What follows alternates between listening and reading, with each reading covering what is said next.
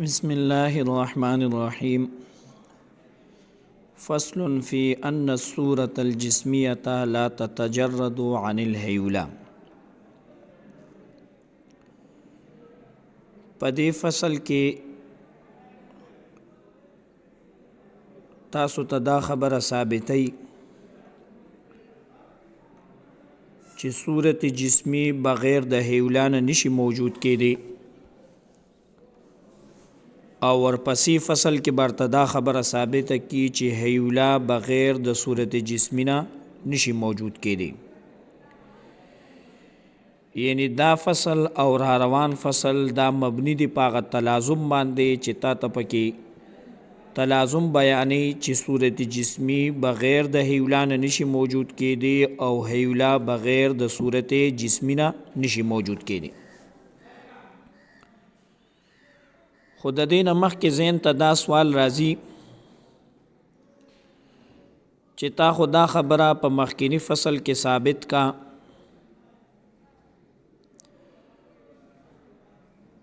چې جسم د دوو اجزاو نه جوړ دی، چې یو ته ویل کېږي صورت جسمی او بل ته ویل کېږي هیولا. نو چا به دا وی چې ته هر یو جسم کې هیولا جز دی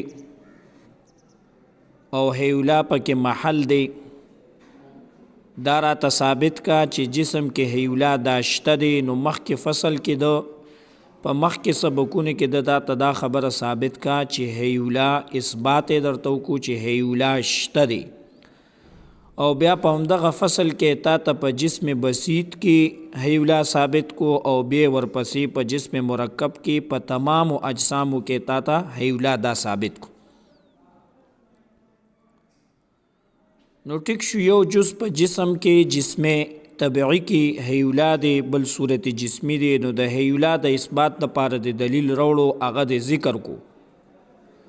نو بیا تعالی دلته د دې فصل نه مخکې دا خبره پکار وه چې د صورت جسمی اثبات ته هم کړو، صورت جسمی به دې راته ثابت کړو. نو چې اول فصل کې هیولا ثابت شو، بیا ورپسې صورت جسمی ثابت شو، نو بیا به د دې دواړو ترمنځ علاقه د افتقار او تلازم به بیان کړو. نو دلته کې تا صورت جسمی اثباتونو کو دا ولی نو دیوی اصل کې خبره دادا چې په جسم کې هیولا چې دی نو دا خفی شی دی، دا پټ دی، دا نخ کاری، او کم شی چې پټ وی نو نظری وی، او د نظری د پاره دلیل د اثبات ته ضرورت وی، نو دا غي د پاره به دلیل ذکر کې هغه به ثابته. نو هیولا یو خفی شی، نو د دې د وجه نه ما د هغې د اثبات لپاره دلایل دا وي. او هر چې صورت جسمی دی نو هغه ظاهر دی، د ظاهر د پاره د دلیل ضرورت نوي، نو ځکه ما هغه پرېښودو. نو دلته خو پې موږ ونه رسېدو څنګه دا ظاهر شی دی. نو ګوره ورته ګوره موږ چې یو جسم ته وګورو، جسم طبیعي ته، نو په دې جسم طبیعي کې چې موږ ته ښکاري نو یو راته د ده لمبایي ښکاري چې دا بالفرض 1 ګز اوږد دی. دویم موږ ته په دې کې دا ښکاري چې دا پلند دی، 1 ګز نیم ګز پلند دی، نو یو طول شو یو عرض شو. دریم نمبر په دې جسم کې موږ ته د جوړوالی ښکاري چې دې څومره جوړ دی، نو یو طول شو یو عرض شو یو عمق شو. بیا ورپسې په دې جسم طبیعي کې موږ ته د شکل ښکاري چې ګول شکل دی، څلور غوټه دی، تکونی شکل دی، مربع دی، مستطیل دی، منحنی دی. دا ټول شکل موږ ته د ښکاري، خطونه پکې منحنی وي، لا به خط مستقیم وي، او د دغه نه شکل جوړیږي.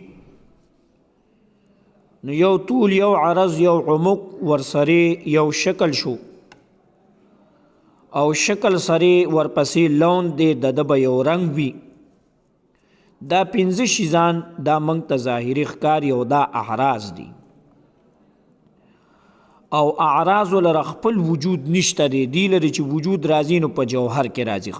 دا هم درته لږ مختصر ویم، ځکه جوهر او عرض باس چې دی نو هغه ډېر مخکې را روان دی، او ځای په ځای به جوهر او عرض تیریږي، نو ځان په لږ پوه کې. جوهر دی ته ویل کیږي اذا وجد فی الخارج لکان لا فی الموضوع له.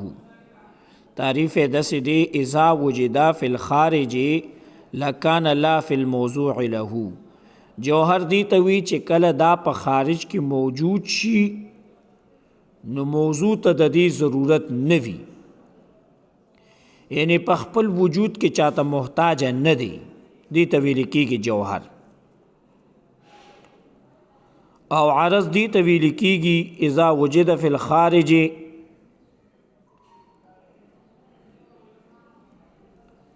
نه غلط مې وي. د جوهر تعریف داري هر کله چې دی په خارج کې موجود شي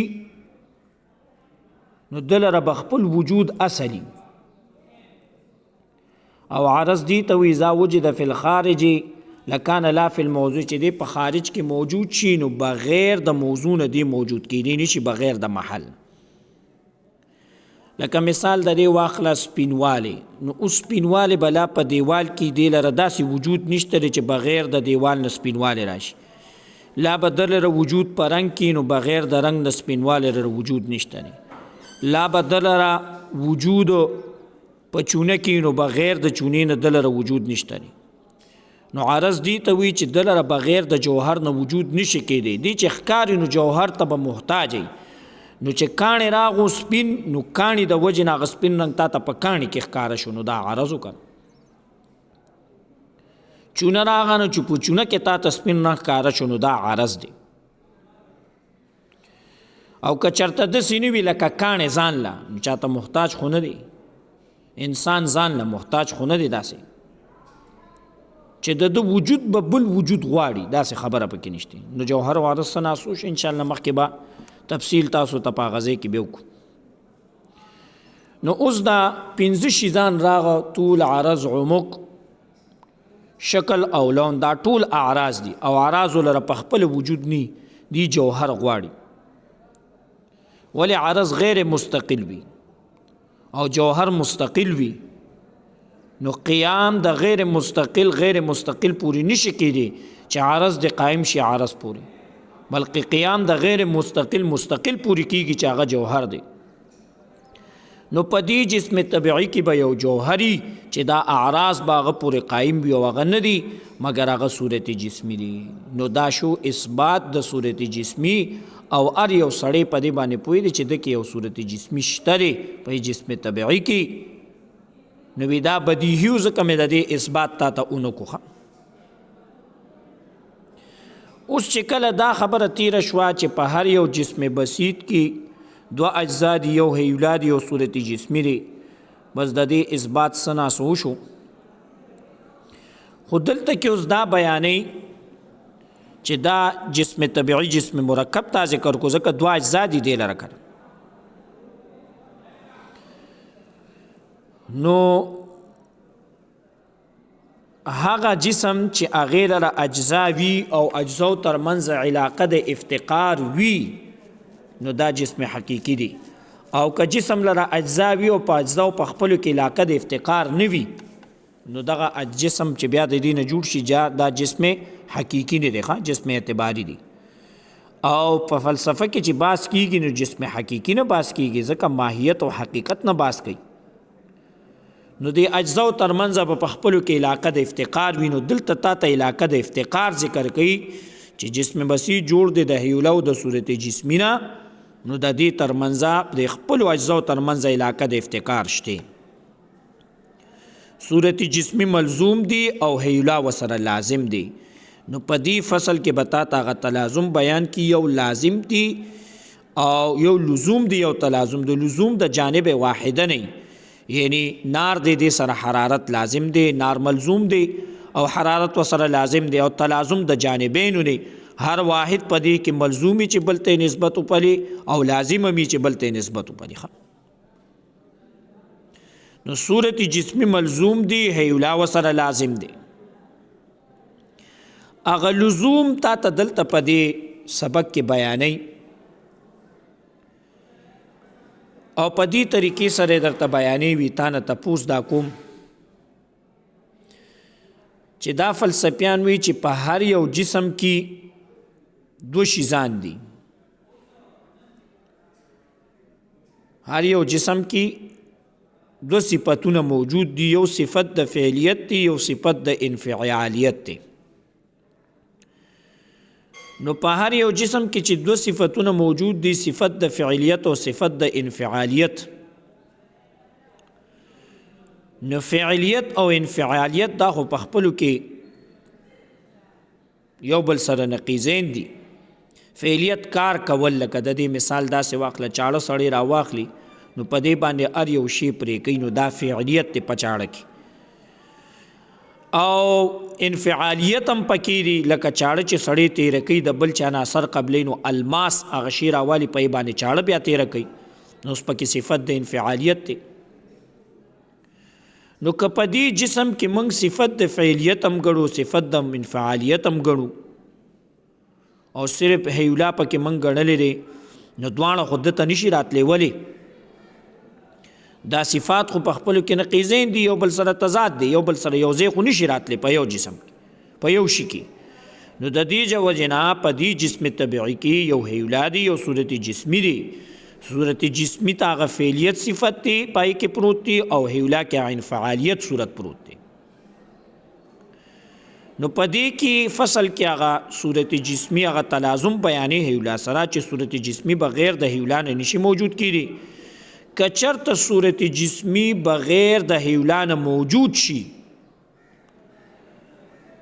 نو صورت جسمی مو یو مکان کې وګڼو، مشار الیه د اشاره حسی وګڼو، کوم شی چې مشار الیه اشاره حسی دی بخامخه په یو مکان کې،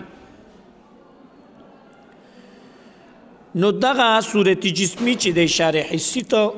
قابل غني دی بغیر د هیولا نه ځکه نشي راتلی چې دته تشخصات راځي، دی کله یو شکل قبلی، کله یو تشخص، کله بل تشخص دته راځي. او دغه صورت جسمی په دې دته چې دا تشخصات راځي، دی په دې تشخصاتو کې محتاج د هیولا ته، چې کومه پوره هیولا کې دی حال شوی نی، هغه محل کې دی نی راغلی، تر هغه پورې دته دا تشخصات نشي راتلی. نو په دې فصل کې تا هغه په دې تلازم په طریقې سره بیانې وی که صورت جسمی خالی شي د هیولا نه، موږ دی خالی وګڼو، نو بیا به د حلولا بذاته نوي په هیولا کې. نو دغه صورت جسمی به لا متناهی وي لا بغیر متناهی وي. نو صورت جسمی ته متناهی غیر متناهی څنګه وي؟ نو دام درته صورت جسمی ته دی متناهی غیر متناهی پدې وي چې جسم متناهی غیر متناهی وي. خو بادی النظر کې دا صورت جسمی دغه جسم دی کنه، ځکه خو د اشراقیینو مذهب دی چې کوم موږ تخکاری ظاهري هغه دغه صورت جسمی دی، بل څه شی نه دی، دا جسم دغه صورت جسمی. نو بادی النظر کې دغه جسم دی کنه. نو دی وی که چرته صورت جسمی موږ خالی وګڼو د هیولا نه، نو لا به دا متناهی وي لا به غیر متناهی. دا دویم شک صرف بیانې دلته چې غیر متناهی کېدل د دې باطل، او چې غیر متناهی کېدل باطل، نو دا بطلان د څه د وجې نه راغلی دی چې موږ صورت جسمی خالی ګڼې د هیولا نه، نو دا صورت جسمی د هیولا نه خالی کېدل باطل، نو هیولا به سره خامخی. یا لکه صورت جسمی غیر متناهی کېدل ولی باطل؟ نو دی وی ګوره مونږ خو وی چې بعد نظر کې صورت جسمی هم دغه جسم دی کنه، وی اجسام ټول متناهی دي، غیر متناهی نه دي. اجسام او غیر متناهی کېدل دا باطل دي. یا لکه ته وی چې اجسام غیر متناهی کېدل باطل دي، دا راته ثابت که څنګه؟ وی که جسم غیر متناهی ته نه مني، غیر متناهی باطل کېدل نه مني، زه به تاته ووایم چې موږ به په جسم کې جسم به یو کېږدو او موږ به دا غیر متناهی فرض کو، په دې کې به یو نقطه فرض کو، د هغه نقطې نه به موږ دوه خطونه روان کو، لکه وی شکل د انګلیش چې کوم وی داسې. نو د وی د لاندې طرف چې دی نو دا یو ځای وي که نه، دوه خطونه بره روان وي داسې وی شکل کې، لکه د دوه ګوتو په شکل کې، او ورو ورو پلنېږي. نو موږ په جسم کې یو نقطه فرض کو، د نه به دوه خطونه روان کو د مثلث په شان، چې د مثلث هم دوه خپې وي،